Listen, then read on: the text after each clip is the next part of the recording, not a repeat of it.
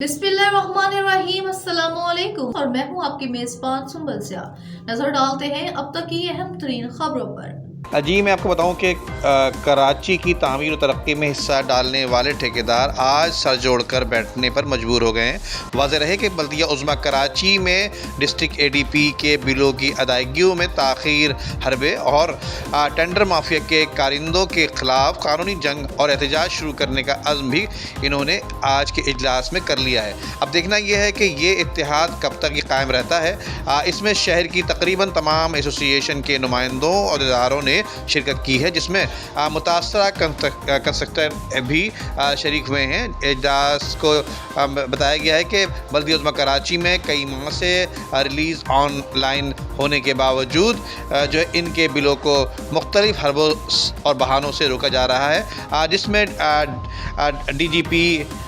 जो है DGTS और इनका अमला इंतहाई लापरवाही और गैर ज़िम्मेदारी का किरदार अदा कर रहा है, जिसकी वजह से गुज़िश्ता 3-4 साल पुराने कामों के बिलों की अदायगियों में दिलचस्पी नहीं ले रहे और टाल मटोल का सिलसिला भी इस वक्त जारी है, जिससे आए हुए फंड के ज़ाया होने का भी जो है वो खदशा है और इम्कान ज़ाहिर हो रहा है कि कहीं ये फ़ंड ज़ाया ना हो जाएं। और बल्दिया उज़्मा कराची के डायरेक्टर जनरल की दिलचस्पी के ना होने की वजह से इनके बिलों को रोका जा रहा है,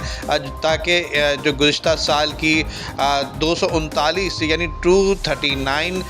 जाली और गैर कानूनी फ़ाइलों की मज़ीद पेमेंट जो है वो करवाई जा सके। जबकि इजलास में फ़ैसला ये भी किया गया है कि KMC और KDA में हर किस्म के ADP के कामों की निगरानी के लिए एक एक्शन कमेटी का क़याम का फ़ैसला भी किया गया है। जबकि इस हंगामी इजलास में कंस्ट्रक्टर एसोसिएशन ऑफ पाकिस्तान से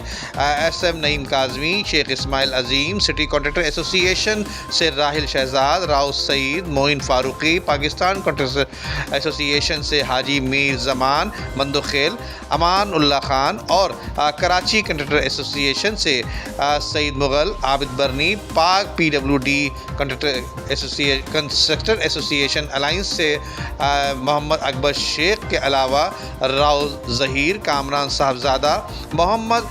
हनीफ मंदोखेल,